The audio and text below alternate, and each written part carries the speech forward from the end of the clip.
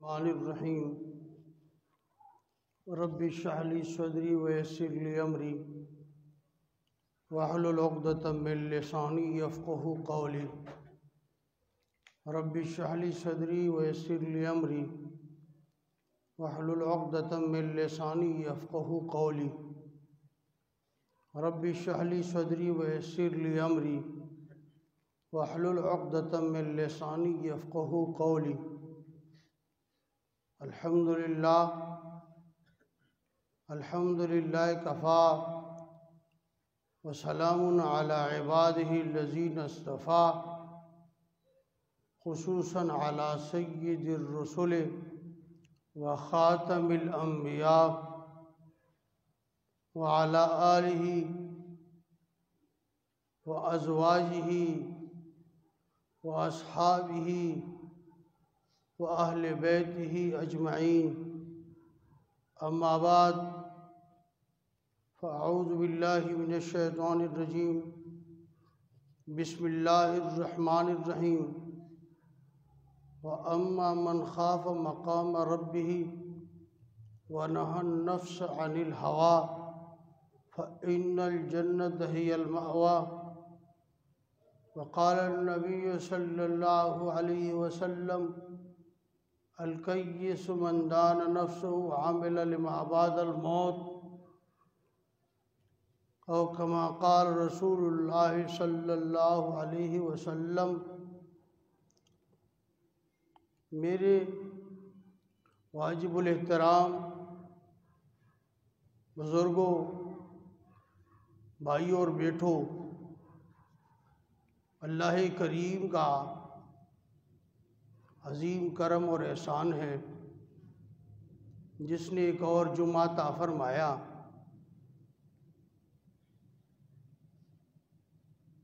اللہ کریم کا معاملہ مخلوق سے برعکس ہے، الٹ ہے۔ مخلوق کے ساتھ اچائی کرو تو اچائی ہوتی رہے گی، اور اچائی نہ کرو تو کچھ بھی نہیں ہوگا۔ لیکن اللہ کریم جل جلالہ عم نوالہ کا نظام ہے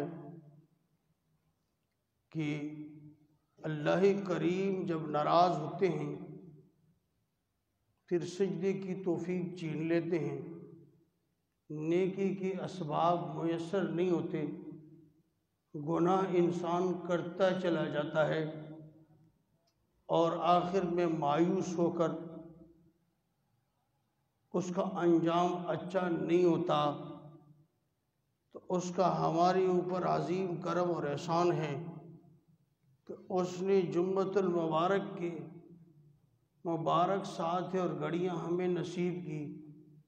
اللہ اس پر صبر اور شکر کرنے کی توفیق عطا فرمائے۔ عزیزان محترم، میں نے قرآن پاک کی آیت تلاوت کی جس کا ترجمہ یہ ہے وَأَمَّا مَنْ خَافَ مَقَامَ رَبِّهِ، جو رب کے سامنے کھڑے ہونے سے ڈرا، جو رب کے سامنے وَأَمَّا مَنْ خَافَ مَقَامَ رَبِّهِ، جو ڈرا اپنے رب کے سامنے کھڑے ہونے سے، وَنَهَى النَّفْسَ، اور نفس کو روکا، عَنِ الْهَوَىٰ، خواہشات سے، گناہوں سے، باطل خیالات سے، فاسد خیالات سے، فَإِنَّ الْجَنَّةَ هِيَ الْمَأْوَىٰ، جنت اس کا ٹھکانہ ہے۔ سامعین محترم، انسان کے لیے مقصد زندگی اللہ کی معرفت ہے، اللہ کی معرفت ہے، اور حضور صلی اللہ علیہ وسلم کی اتباع ہے، اور جنت میں آخری نتیجہ ہے جو مسلمان کو ملے گا۔ اس مقصد میں کامیابی کے لیے کچھ کام ہمیں اللہ نے لگائے، ہماری کچھ ذمہ داریاں ہیں، ہماری کوئی ڈیوٹی ہے، اللہ نے کچھ احکام دیے، کچھ کاموں سے منع کیا۔ اگر ہم ان کاموں سے بچتے رہے، نیک اعمال کرتے رہے، قال اللہ اللہ کرتے رہے، اللہ والوں کی صحبت اختیار کرتے رہے، اور ہم نے اللہ کی مرضی کے مطابق زندگی گزاری جو حضور اکرم صلی اللہ علیہ وسلم کے ذریعے سے معلوم ہوئی، تو ہماری دنیا بھی روشن، قبر بھی روشن، اور آخرت میں حصول جنت، آخرت میں حصول جنت۔ یہ جو ہمیں گناہ آسان ہے، نیک اعمال ہمارے لیے مشکل ہے، ہوا یہ کہ جو اللہ نے ہماری ذمہ داری لگائی تھی، جن کاموں کے کرنے کا حکم تھا ان کو ہم نے کیا نہیں، جن کاموں سے بچنے کا حکم تھا ہم وہ کرتے گئے۔ نتیجہ یہ ہوا کہ جیسا کہ حجر اسود کالا ہے، یہ جنت سے چٹا پتھر دودھ کی طرح آیا ہے۔ بخاری شریف میں و ترمذی شریف میں یہ روایت موجود ہے کہ دودھ سے زیادہ سفید تھا، بنی آدم کے گناہوں نے اس کو کالا کر دیا۔ جو چومتا ہے پہلے ایک قطرہ ایک ٹھپا لگتا ہے، اور یوں انسان گناہ کرتے کرتے اس کا پورا دل سیاہ ہو جاتا ہے، پھر خیر کی بات اس میں جاتی نہیں، شر کی بات اس سے اچھی لگتی ہے، اب اس کو بلی لگتی ہے۔ حالانکہ چاہیے تو یہ کہ ہمیں نیک اعمال میں مزہ آتا رہے اور برے اعمال سے ہمیں نفرت ہوتی رہے، لیکن معاملہ اس کا برعکس ہے۔ جنہوں نے احکام الہیہ کے مطابق زندگی گزاری، مختصر زندگی میں کچھ محنت کی، رب نے ان کو دنیا میں بھی سرفراز کر دیا، ان کو آنے والوں کے لیے نمونہ بنایا کہ میں نے اس کو دنیا میں بھی عزت دی، میں نے اس کو قبر میں بھی سکون دیا، اور آخرت میں بھی ان کے مزے ہیں۔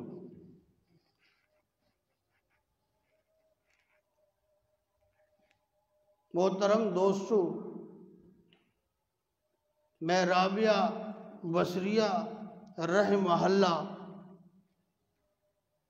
مشہور ولیہ گزری ہیں، آپ نے بار بار نام سنا ہے، آپ نے ان کے ولایت کی باتیں سنی ہیں۔ وہ ایک ہاتھ میں آگ لے کے جا رہی تھی، ایک ہاتھ میں پانی لے کے جا رہی تھی۔ کسی نے پوچھا، رابعہ کیا کرنے جا رہی ہوں؟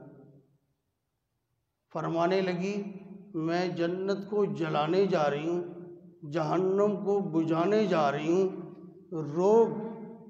میں جنت کو جلانے جا رہی ہوں، جہنم کو بجھانے لگی ہوں، اس وجہ سے لوگ جنت کی طلب میں اور جہنم کے خوف سے عبادت کرتے ہیں۔ میں چاہتا ہوں کہ لوگ اس لالچ سے نکل کر خالص خدا کی عبادت کریں، اس لیے میں جنت کو جلانے جا رہی ہوں اور جہنم کو بجھانے جا رہی ہوں۔ یہ بھی ایک مقام ہے، یہ بھی ایک درجہ ہے، پر اس درجے کے ہم مکلف نہیں ہیں، یہ اللہ والوں کا درجہ ہے۔ شیخ الحدیث صاحب رحمۃ اللہ علیہ فرماتے ہیں، ہمیں 2 فٹ کی جگہ مل جائے جنت میں تو ہم نماز پڑھتے رہیں جنت میں، ہمیں حور و قصور کی، بلڈنگوں کی اور حوروں کی ضرورت نہیں، ہم جنت میں بھی اللہ کی عبادت کریں، ہم یہ چاہتے ہیں۔ یہ مقام ہے، ہم مکلف اس مقام کے نہیں۔ یہ مقام ملتا ہے کس سے؟ یہ مقام ملتا ہے اللہ والوں کی صحبت سے۔ جب آپ اللہ والوں کی صحبت میں جاتے رہیں، اللہ والوں کی صحبت میں جاتے رہیں، اللہ اللہ کرتے رہیں، آپ کو ان اولیاء کے ذریعے سے وہ مقام مل جائے گا جو آپ کو بہت ساری محنت کے ذریعے سے نہیں مل سکتا۔ مجدد الفسانی رحمۃ اللہ علیہ، شیخ احمد سرہندی رحمۃ اللہ علیہ مشہور صوفی عالم گزرے ہیں، اور اللہ اکبر کبیرہ، وہ فرماتے ہیں کہ مجھے ایک آدمی نے خط لکھا کہ ایک ادنا صحابی کے مقام تک ساری دنیا کے اولیاء نہیں پہنچ سکتے۔ جس نے حضور کو ایمان کے ساتھ دیکھا اور اس پر دنیا سے رخصت ہوا، ایمان پر رخصت ہوا، وہ صحابی ہے،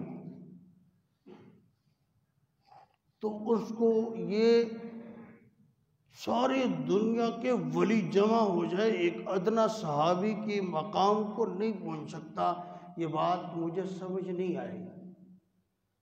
مجدد الفسانی رحمۃ اللہ علیہ فرماتے ہیں کہ آپ کو میرے پاس آنا پڑے گا، یہ آمنے سامنے سمجھانے والی بات ہے، یہ کوئی خط کے ذریعے سے سمجھانے والی بات نہیں ہے۔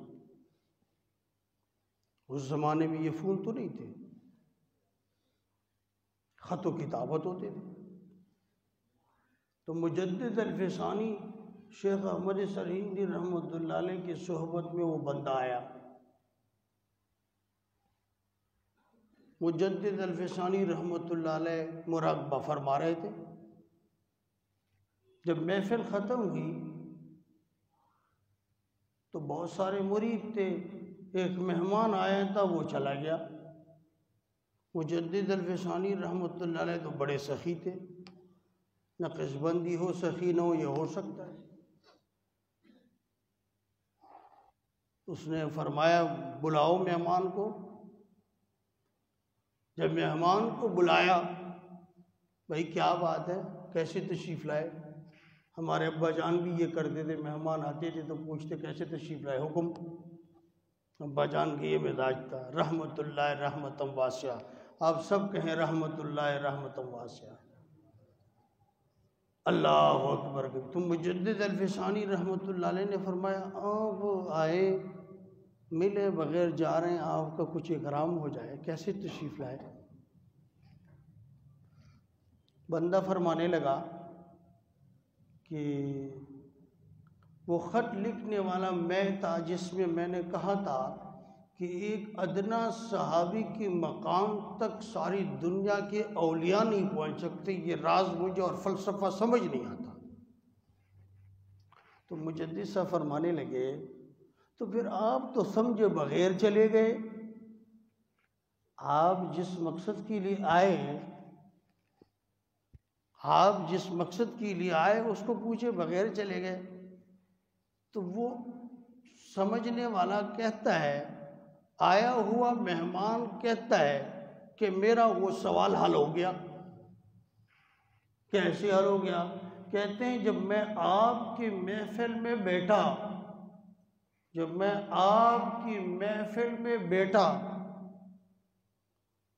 بیٹھا تو میں نے وہ مقامات طے کیے جو میری زندگی میں کبھی اندازہ بھی مجھے نہیں تھا کہ یہ بھی ہوتا ہے۔ تو میں نے سوچا کہ یہ تو حضور صلی اللہ علیہ وسلم کا ایک ادنا سا غلام ہے، تو حضور کے صحبت میں رہنے والے کا کیا مقام ہوگا؟ آج صحابہ پہ طنز کیے جا رہے ہیں۔ اگر صحابی نے صحابی کے خلاف گفتگو کی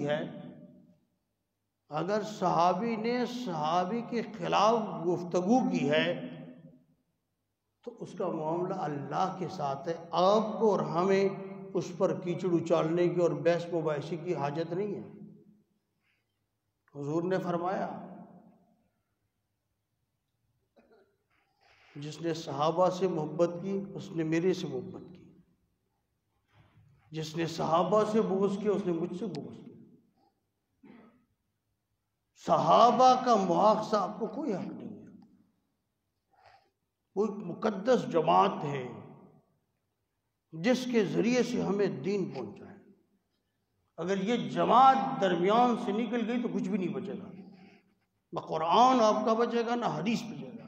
اس لیے صحابہ وہ عظیم اور مقدس مخلوق ہے، اور وہ قابل تقلید نمونہ ہے جنہوں نے تن من دن حضور پہ قربان کر دیا۔ اسی لیے اس مقام اور میں اپنی بات پہ آتا ہوں کہ یہ مرتبہ تو ہے کہ ہم جنت کے لیے نہیں کرتے عبادت، جہنم سے بچنے کے لیے نہیں کرتے، لیکن اس درجے کے ہم مکلف نہیں ہیں۔ ہم جنت کے لیے بھی کریں، جہنم سے بچنے بھی کے لیے بھی کریں تو اس میں کوئی حرج نہیں ہے، یہ ٹھیک ہے۔ ہم سادہ سسٹم کے مکلف ہیں۔ اب اس رابعہ بصریہ رحمہ اللہ کا ایک واقعہ سناتا ہوں، شاید بعض ساتھیوں کو علم ہے، محفل میں بیٹھے ہوئے کو۔ وہ یہ ہے کہ مشہور تابعی حسن بصری رحمۃ اللہ علیہ، رابعہ بصریہ کیا کرتی تھی؟ بن ٹن کے تیار ہو جاتی تھی عشاء کے بعد، شوہر کو کہتی کہ آپ کو مجھ سے ملنے کی حاجت ہے؟ اگر شوہر کہتے کہ حاجت ہے تو مل لیتے، نہیں تو وہ شوہر کہتے کہ مجھے حاجت نہیں تو وہ عبادت میں لگ جاتی تھی، پوری پوری رات عبادت کرتی تھی، پوری پوری رات۔ تو حسن بصری، ان کا جوانی میں شوہر فوت ہوا، تو حسن بصری رحمۃ اللہ علیہ ان کے پاس خود گئے کہ یہ ولیہ ہے، کوئی بہت خوبصورت نہیں تھی لیکن تھی اللہ والی، اصل خوبصورتی تو اللہ والے کی میں ہے نا، یہ رنگت تو ظاہری ہے نا، اصل چیز تو اللہ ہے۔ ان اکرمکم عند اللہ اتقاکم، تم میں معزز وہ ہے جو متقی ہو۔ وہ فرمانے لگے، جب گئے حسن بصری رحمۃ اللہ علیہ نے رشتہ مانگا تو وہ فرمانے لگے 4 باتیں، 4 شرائط ہیں، اگر اس کا جواب دے دو تو میں رشتہ کر لیتی، مجھے انکار نہیں ہے۔ پہلا سوال کیا ہے کہ میں جنت میں جاؤں گی کہ جہنم میں؟ مشہور فقیہ ہے، محدث ہیں، تابعی ہیں، بہت قوال کے ہیں حسن بصری رحمۃ اللہ علیہ۔ بخاری، مسلم، ابو داؤد، نسائی، ابن ماجہ، حدیث کے سارے کتابوں میں ان کا تذکرہ موجود ہے، مشہور تابعی ہیں اور بڑے امام ہیں۔ تو وہ فرمانے لگے کہ اس کا تو مجھے نہیں پتا، یہ تو خدا کو پتا ہے کہ آپ جنتی ہے کہ جہنمی ہیں۔ دوسرا سوال تھا کہ جب قیامت میں پروانے اڑیں گے تو میرا پروانہ دائیں ہاتھ میں آئے گا کہ بائیں میں آئے گا؟ اس نے کہا یہ بھی مجھے نہیں پتا۔ تیسرا سوال یہ ہے کہ جب پل صراط کو میں سب پار کریں گے، کوئی اس کو پار کر لے گا اور کوئی اپنے غلط اعمال کی وجہ سے اوندے بل گر جائیں گے جہنم میں، تو میں پار کر جاؤں گی یا رہ جاؤں گی؟ وہ فرمانے لگی اس کا بھی مجھے نہیں، یہ تو اللہ کو پتا ہے کہ آپ پار کرے گی کہ نہیں پار۔ اس نے پھر چوتھا سوال کیا کہ جب اعمال نامے تولے جائیں گے تو میرے اعمال صالحہ کا ترازو باری ہوگا یا اعمال سیئہ کا ترازو باری ہوگا؟ مجھے یہ بھی نہیں پتا۔ کہتے ہیں پھر مجھے شادی کا شوق نہیں، مجھے ان 4 کاموں کی تیاری کی ضرورت ہے، اس لیے یہ 4 کام میں تیاری کرتی ہوں تاکہ میں دنیا میں نجات پالوں، مقام پالوں۔